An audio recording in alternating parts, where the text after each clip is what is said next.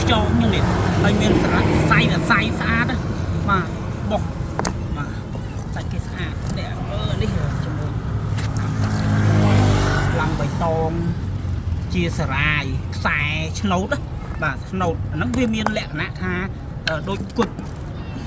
ដូចសាច់គុជខ្យងនេះដូចសាច់គុជខ្យងប៉ុន្តែនេះមានសរសៃ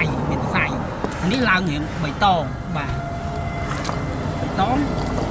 នេះគេស្អាតមកជួបខ្លួននេះច្រើនមានលេបៃតងទៅហើយបៃតងនេះបៃតងលក់ឈើបាទបៃតងលក់ឈើនេះស្អាតបាទនេះក៏បៃតងលក់ឈើដែរក្រៅពីបៃតងនេះធម្មជាតិស្អាត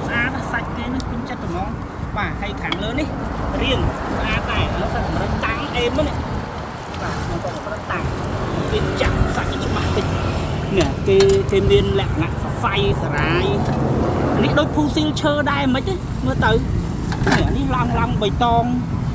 បាទឡើងរៀងបៃតងជាប់សារាយបៃតងសាច់គេខាងក្នុងដូចសាច់គុជបាទឡើងសាច់ចង់គុជសាច់គាត់នេះឡើងទៅចង់គុជវិញហ៎នេះសាច់វាស្អាតឡើងតសៃស្អាតដូចភូស៊ីលឈើប៉ុន្តែឡើងសាច់គុជសាហាវឡើងសាច់គុជបាទកម្រិតនេះតាំងបានល្មមបងប្អូនស្អាតម្ដុំនេះក៏លយដែរនេះឡើងបៃតងតាមខ្សែនេះចឹងវាលក្ខណៈស្នូតចឹងទៅបាទនេះសាច់ឡើងគុជខាងក្នុងឡើងសាច់គុជទេ